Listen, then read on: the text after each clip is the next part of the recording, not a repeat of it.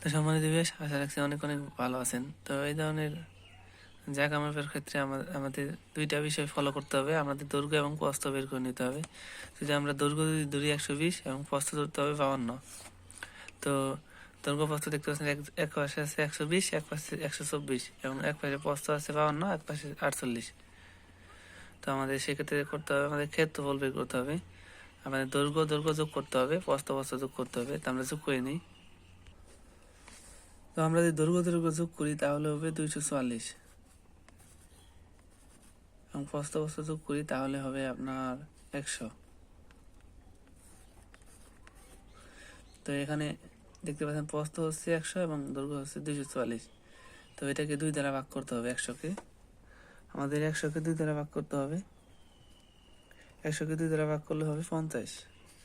তাহলে আমাদের দৈর্ঘ্য 50, আমাদের দৈর্ঘ্য হবে 50, আমাদের দৈর্ঘ্য হবে 50। যদি 100কে 2 দ্বারা ভাগ করি দৈর্ঘ্য হবে 50 এবং প্রস্থ 244কে যদি 2 দ্বারা ভাগ করি তাহলে হবে 222।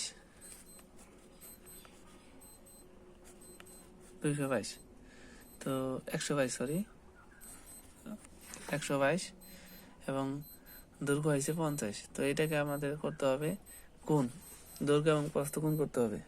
দৈর্ঘ্য এবং প্রস্থ গুণ করতে হবে। তো দৈর্ঘ্য প্রস্থ গুণ করতে হবে। দৈর্ঘ্য প্রস্থ গুণ করলে আমাদের আসবে 6100। 6100, এটাকে আবার ভাগ করতে হবে।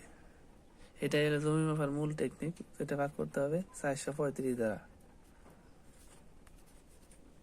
435 দ্বারা এটাকে ভাগ করতে হবে। তো আমরা এখন ভাগ করব। তো আমরা দেখতে পাচ্ছেন 6100 এবং 435 দ্বারা ভাগ করে 14 পয়েন্ট, এখানে 14 ডিসিম জায়গা আছে, দেখতে পাচ্ছেন 14.02। আমরা 2 ঘর নেব। তো এখানে দেখুন 14 ডিসিম জায়গা আছে। তো আমরা টোটাল জায়গা যদি হিসাব করি এখানে 14 ডিসিম জায়গা আছে, সুন্দর একটা হিসাব। তো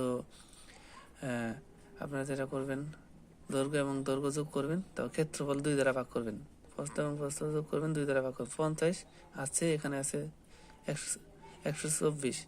তো এটাকে আবার করবেন, সরি এখানে 105, এটাকে আপনারা গুণ করবেন দৈর্ঘ্য এবং প্রস্থ, তারপর আপনারা 435 দ্বারা ভাগ করবেন। আপনাদের সমানভাবে আসে। ধন্যবাদ।